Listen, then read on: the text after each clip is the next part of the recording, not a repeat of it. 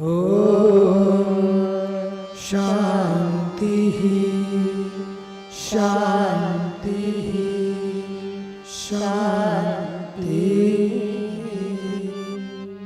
Great. Well, first of all, what you said about your questions and coming here and forgetting them, I want to share a story with you about this because, yes, we come each night, we sit, we do questions, we do answers.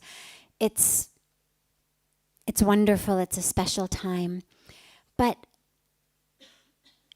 it's also very important to allow, when you're here in this place, to allow for the possibility of actually the questions answering themselves. And so I wanted to just share a personal story with you, which was when I first came here. Puja Swamiji used to give darshan for a very specific, it was a 1 hour slot that he would give darshan. And literally at that hour, he would stand up and go. And if you didn't have a chance to see him, you could come back at the next darshan time. And it was for anybody with anything. So it wasn't even always spiritual questions. A lot of times it was people who had come in from abroad, from other places to visit, and maybe it was even a personal aspect of life, needing guidance on something happening in a personal life, anything. So I used to go and I would sit, and inevitably the hour ran out before the people ran out.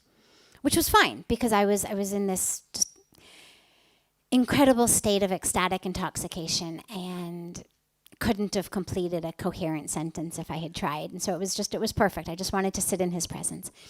But after a few days, I hear, and I would close my eyes and just meditate. And after a few days, I hear him say, yes.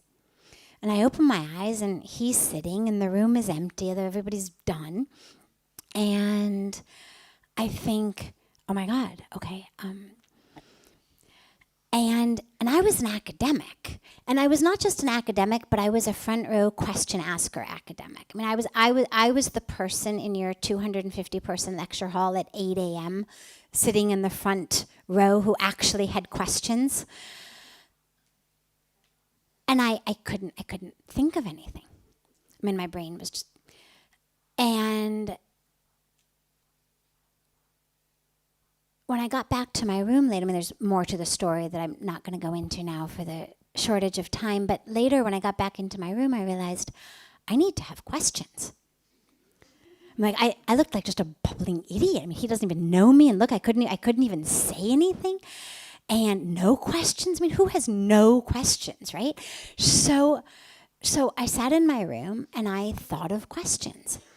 And I went back, and again, the time ran out before the people ran out, but a few days later, again, there we were, and I'm looking at him and I realize I can't remember any of my questions.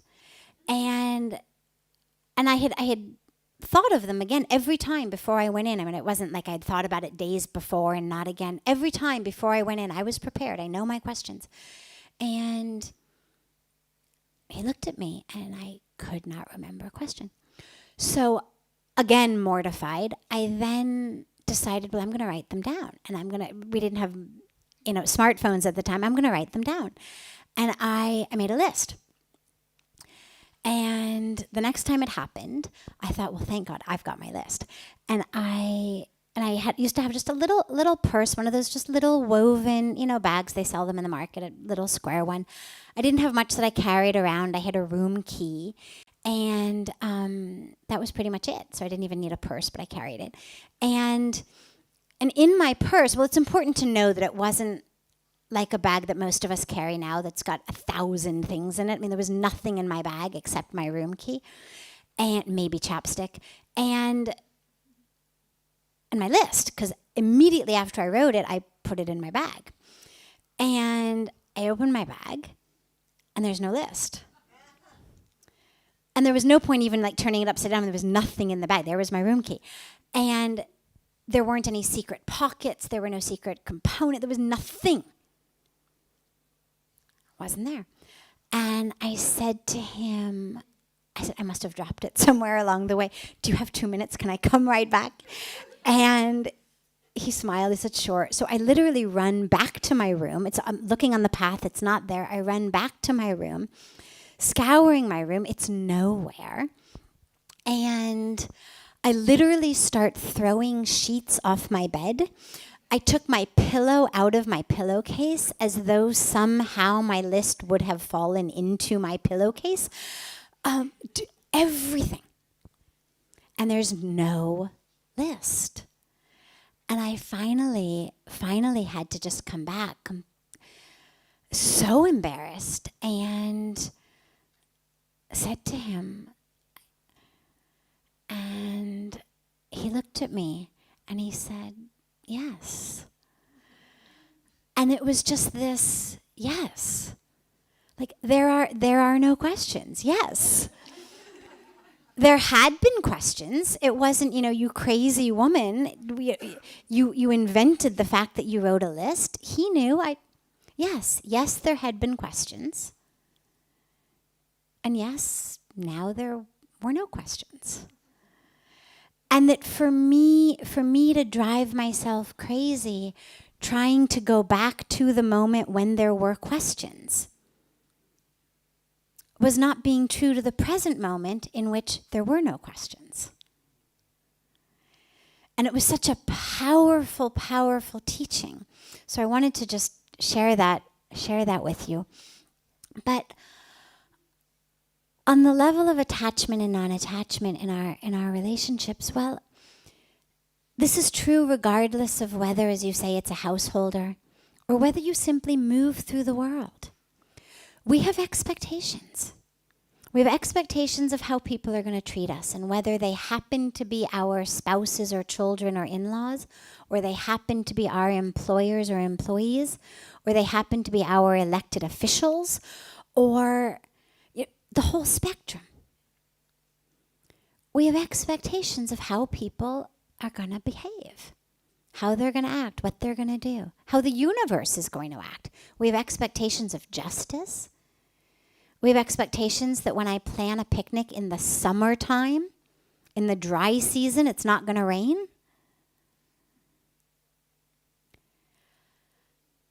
And we're attached to that, meaning when our expectation is not fulfilled, we're upset. Varying degrees of upset depending on what the expectation was. So I have an expectation that when I wake up tomorrow morning, my loved ones are still going to be alive. I have an attachment to that expectation being fulfilled. If I wake up tomorrow morning and discover my loved ones are not alive, I'm going to be more upset than if it rained on my picnic. But they're all expectations that we have of the universe. And whether you're looking at getting along with a spouse or a child or an in-law, or you're looking at getting along with the universe, the lesson is really always the same, which is you have no control over anything other than yourself. We try to exert more control, to manipulate more control in our close relationships, but you don't actually have more control. And so the more that I hook my peace, my well-being in another person's actions or the weather's actions or nature's actions, earthquakes, fires, illnesses. I mean, that's not an action. It's not that somebody waved a magic wand and said, there shall be a fire. Just it happened. But the more that I hook my peace in the actions of others, the more difficult my life is going to be. Yeah, there'll be moments that are wonderful. There'll be moments when everything goes exactly according to how I want it to be, and I'm high. But then there's going to be moments when it doesn't. And so this is where it's so important for my own well-being, regardless of whether I'm a householder or a sannyasi. It doesn't matter. I still have to have the universe. You still interact in the world. You live in a cave, well, all right, there it's going to be the snakes, and it's going to be the scorpions, and it's going to be the other people in other caves, whoever it's going to be. The villagers you're begging for food. We all have these. And the more that I can unhook my peace from anything outside of myself, the greater chance of peace I have in my life. The greater chance of joy I have in my life.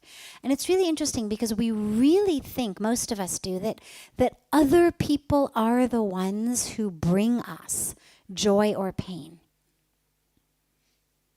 So, in a good way, God, it's so nice to be with you. You bring me so much joy. Or the flip side, I was so peaceful, and then you came home. Couldn't you have stayed out a little bit longer? The day was going so well. But in either case, really all they're doing is triggering reactions within ourselves. And the reason that we know this is if something is actually impacting us from it. So, the example I always give on this is the air conditioner. The air conditioner is actually giving you cold air. If you stand close to it, you get a lot of cold air. The farther away from the air conditioner you move, the less cold air you get. There's a direct line between amount of cold air on your face and your proximity to the air conditioner. But if somebody makes you happy, and then they get up and they go to the kitchen, you're not less happy. You go to the store to get something, you're not less happy. Similarly, someone steals your peace, all you've got to do is picture them, and your peace is gone. They could be on another continent. And all you've got to do, I can't tell you how many people, come to me individually or in satsang, and the problem is someone who's making them miserable, and it turns out that person is, hundreds of miles away or thousands of miles away, or has passed away. Amazingly, some people actually still have the ability to make you miserable when they're no longer in their bodies. And the reason is because it's within me. It's not like the air conditioner. That love, that peace, and simultaneously that misery is not emanating out of them into me in a way that I have no control over. Love is within me. Joy is within me. Peace is within me. That person triggers my own internal peace production mechanism, joy production mechanism, or that person triggers my patterns that lead to misery. But it's all happening in me. It's all happening in me. And so,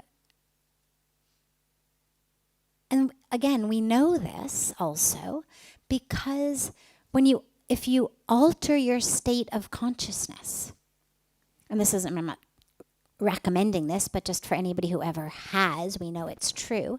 If you alter your state of consciousness chemically, alcohol, drugs, some medicines even, you react differently to the world. You see the world differently, literally. Your vision literally changes. Your reaction to things literally change. So it's just a very, very potent reminder. It's all in me.